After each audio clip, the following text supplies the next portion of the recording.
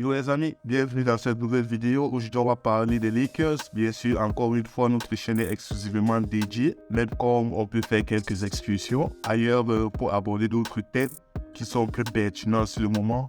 Mais en ce qui concerne cette vidéo, on parlera des Lakers, notamment du match de cette nuit qui s'est joué contre les Pelicans, des Pelicans sans Zion Williamson toujours blessé, et des Lakers avec un roster au complet. Bien sûr, on a enregistré les débuts de certains de nos recrues et on a enfin pu avoir un échantillon de ce que donnent ces Lakers au complet. Tout d'abord, il est utile de noter que lors du match de ce soir, on affrontait des Pelicans sans Zion Williamson, mais avec un Brandon Ingram présent, un CJ McCollum et tout le roster qu'on connaît. Du côté des Lakers, on était enfin au complet avec notamment la présence de Mo Bamba, malgré le fait que D'Angelo Russell, Jared Vanderbilt, Malik Beasley, ils ont fait leur début sur le bord des Lakers il y a de cela deux matchs notamment un match plutôt convaincant du côté de D'Angelo Russell, il prend ses marques petit à petit, il nous apporte une bonne contribution sur le plan offensif. Défensivement, il n'a jamais été réputé pour être grand défenseur ni un bon défenseur, mais il fait à son niveau. Du côté de Malik Beasley, il a eu des débuts un peu compliqués, mais les deux derniers matchs, jusqu'à aujourd'hui, il a pu rectifier le tir, du moins lors du dernier match, avant celui de cette nuit contre les Pelicans. Il a pu regoûter à certaines sensations, notamment son tir à 3 points qui était revenu. Et ce soir, il a montré une fois de plus comment il peut nous être utile sur bien des aspects. Et en dehors de D'Angelo Russell et Malik Beasley, on enregistre aussi la présence de Jared Vanderbilt, un nouveau bien évidemment qui est arrivé lors de cette trade deadline. Il s'est fait notamment remarquer du point de vue défensif. Il nous apporte vraiment un upgrade sur les ailes, ce qu'on n'avait pas auparavant. On avait des gardes, plein de gardes, mais on n'avait pas vraiment de défenseur sur les ailes, quoi. Ensuite, on a enregistré le début, enfin, si on peut le dire comme ça, de Mo Bamba sur le maillot des Lakers. Un début plutôt contrasté, mais on peut comprendre que c'était le premier match et tout. En ce qui concerne le match qui s'est déroulé ce soir, notamment contre les Pelicans, assez large, une victoire égale de 18 points. On peut dire que c'est notre deuxième ou troisième blowout de la saison. Nous, les Lakers fans, on a habitué contre des équipes fortes, contre des équipes faibles, des équipes à notre portée. On a habitué à des matchs tout le temps serrés, des matchs qui se jouent jusqu'à la dernière minute, des matchs qui se jouent parfois même, comme on a pu le voir tout au long de cette saison, sur la dernière possession. Pour faire un débrief rapide, les joueurs qui se sont démarqués positivement, on a notamment Anthony Davis. Tous ces derniers temps, il jouait un peu en chaussettes, si on peut le dire comme ça. Il n'était pas le Anthony Davis présent tel qu'on le connaissait. Il a fait des chiffres lors du dernier match. Avant celui-ci, il a fait 20-19. Il était à ça du double-double à 20 points. Mais ce AJ plutôt agressif, là, il s'était un peu endormi. Mais on a retrouvé une partie lors de ce match. Il était présent tantôt sur les claquettes, tantôt sur son tir à mi-distance. Côté défensif, il était là dans la dissuasion, dans les blocs. On sentait vraiment que AJ il est de retour. Il est dedans, il est sérieux, il a appliqué. Et on a enregistré également le retour de LeBron James. Ça fait depuis qu'il a battu le record, il n'avait plus couler les parquets parce qu'il avait des douleurs, je crois, à la cheville, un truc du genre. Il avait des douleurs et ça l'a maintenu hors des terrains. Mais on a enregistré son retour lors de ce match avec notamment le roster au complet. On a pu avoir un échantillon de ce que ça pourrait donner avec les nouvelles recrues. Notamment D'Angelo Russell, comme d'habitude, il est là. Il est présent offensivement, il apporte beaucoup son shoot à 3 points, son petit mid-range. Il développe un début de relation avec AD. Il réussit à trouver AD, notamment il a fait une no-look pass pour aller haut et AD a réceptionné et il a fini l'action. C'était vraiment magnifique. En mode D'Angelo Russell, il nous montre ce qu'il peut apporter à ce roster et c'est vraiment très intéressant. Du côté de Jared Vanderbilt, ce dernier défensivement, surtout défensivement, il s'est fait remarquer par des styles. Il a mis Brandon Ingram mal à l'aise. Il a apporté vraiment. Il a mis Brandon Ingram à contribution. Et du point de vue des blocs, il a eu des blocs, il a eu des trucs, des phases de jeu dans lesquelles les Lakers, tel qu'on connaît, ils ne se gênent pas. On a vu ce Jared Vanderbilt qui est là, il met de l'énergie, il ne perd pas espoir, il fonce. Même si c'est une situation en 2 contre 1, il est là, dans la dissuasion, il est défensivement. C'est vraiment un upgrade de ouf. Il va vraiment nous faire du bien tout au long de cette saison. Malik Beasley, bien évidemment, il a fait un match plutôt pas mal. C'était pas ouf, mais c'était pas mal. Notamment à travers son shoot. Il était agressif tout le long du match. Comme on dit, shooters always shoot. Il n'a pas hésité une seconde à shooter dès qu'il le pouvait.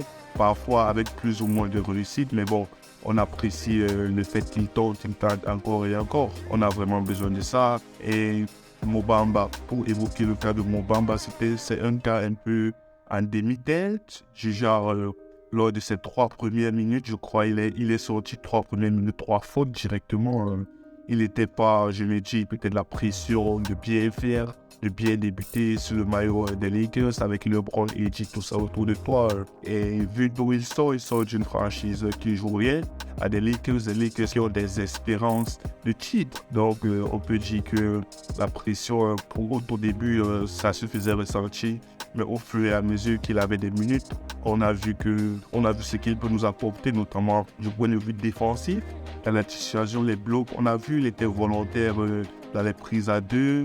Le fait de prendre un joueur relâché pour retourner sur son joueur, il était volontaire. Malgré le fait que, comme je le disais tantôt, il y avait plus ou moins de réussite, tantôt ça fonctionnait, tantôt pas. Et son shoot à 3 points, pour un début, on a vu l'essayer, on a vu la forme est plutôt bonne. Le relâcher tout, sauf que ça n'entrait pas, mais on voit le potentiel, on voit ce qu'il peut nous apporter. Il peut être un shooter très fiable. J'ai vu qu'il tournait à 40% de réussite à 3 points.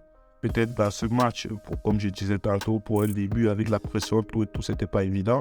Mais il peut très vite prendre ses marques et nous aider vraiment en tant que pivot backup de EG. Et pour le truc marquant dans ce match, malgré le fait que les Pelicans, ils s'accrochaient, tantôt les gars étaient double digit, genre 10 points, 12 points, 15 points.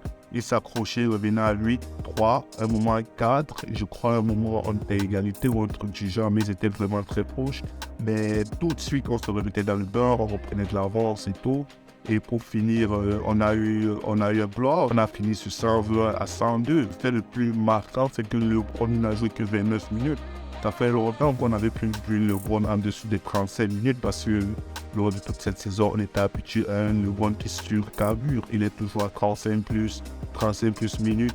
Et tout ça, ça ne garantit pas toujours la victoire parce que l'équipe autour c'était pas évident, mais on a vu ce qu'il peut nous apporter. On a vu que sur certaines phases, LeBron, il peut se reposer tranquillement en sachant que les mecs sur le parquet, ils vont faire le taf. L'écart qui se brûlait avant, lorsque LeBron sortait, aujourd'hui, on voit que l'écart se maintient. Ou alors, limite, on peut creuser l'écart lorsqu'on est dans des bonnes phases, lorsqu'on est en phase avec nos choses, lorsque nos systèmes, tout fonctionne bien. Vous allez me dire, ouais, c'est le comble de toute équipe quand tout fonctionne bien. C'est normal que vous marquez plus de points et tout, mais c'était d'autant plus visible cette nuit. Et comme je le disais tantôt, les autres joueurs, on a vu un Schroeder qui a fait le Schroeder, on va dire, il se battait, il faisait ses trucs. On a vu les différentes rotations que David Lamb a essayé de mettre en place. Lorsqu'on commence d'abord avec un starting 5 composé de D'Angelo Russell, Malik Beasley, LeBron James, Jared Vanderbilt et Anthony Davis, on voit bien que ça risque d'être notre starting 5 jusqu'à la fin de la saison, quoi. Et en ce qui concerne les remplaçants, notre banc est devenu encore plus profond lorsqu'on se rend compte que sur le banc, on a des joueurs comme Lonnie Walker, on a des joueurs comme Austin Reeves qui a fait un match pas mal, on a des joueurs comme Troy Brown Jr. qui a fait un très bon match. On a des joueurs comme Lonnie Walker, il a à peine joué 3-4 minutes. On a des joueurs comme Rui Hachimura qui est rentré. Il a fait son truc, il était présent, il a mis ses petits shots. Parfois ça entrait, parfois ça n'entrait pas. Défensivement, il essaie de faire son mieux. Mais quand vous voyez le roster qu'on avait en début de saison, Et le roster qu'on a maintenant, ça promet des choses pour la suite. Et dans l'ensemble, c'est un match plutôt agréable. Frustrant des fois lorsque tu te rends compte qu'on faisait des 3 minutes sans mettre un panier et tout. Mais on n'a pas perdu le fil. On risquait de perdre le fil à ces deux moments clés. On a très vite récupéré. Nos joueurs, ils sont redevenus très vite sérieux pour creuser les gardes et sécuriser cette win. Pour la suite, on remarque que les Lakers sont toujours 13e avec 27 victoires pour 32 défaites. Malgré cela, ça fait que sur nos 6 derniers matchs, on est sur 4 défaites, 2 victoires. 2 victoires avec la victoire d'aujourd'hui, donc c'est ça qui fait 2 victoires. Et on se retrouve, on est toujours à la même place, 13e, comme je l'ai dit tantôt, avec 27 victoires pour 32 défaites. Mais le truc notable, c'est que, comme on le sait depuis un bon moment déjà, la conférence Ouest était très ouverte. Quand tu vois l'écart, non, les Lakers qui sont 13e avec 27 points, on n'a que l'écart de 5 points avec les Sacramento Kings qui sont 3e avec 32 victoires. Donc l'écart il est de 5 matchs, ce qui fait qu'il suffit d'enchaîner 2, 3, 4, 5 matchs. On peut se retrouver au kit de 13e, on peut se retrouver 5e, 6e, parfois 4e, même 3e dans le meilleur des cas. 3e qui est qualifié directement pour les playoffs. Donc on espère qu'on va continuer sur cette bonne dynamique. Avec LeBron James qui n'a pas besoin de forcer son talent pour qu'on puisse gagner, qui n'a pas besoin de jouer 36, 37 minutes, qui n'a pas besoin de brûler des minutes pour qu'on puisse ne serait-ce qu'accrocher des prolongations. On espère que ce temps-là, il sera révolu très vite et qu'on pourra obtenir la place qu'on mérite, 13e place pour les Lakers de LeBron James avec Anthony Davis, c'est vraiment pas évident, quoi. Donc, merci à tous d'avoir suivi cette vidéo, ce petit débrief, et j'espère vous revoir la prochaine. Dites-moi ce que vous avez pensé dans les commentaires. N'hésitez pas à lâcher votre like, vous abonner à la chaîne, et on se dit à la prochaine.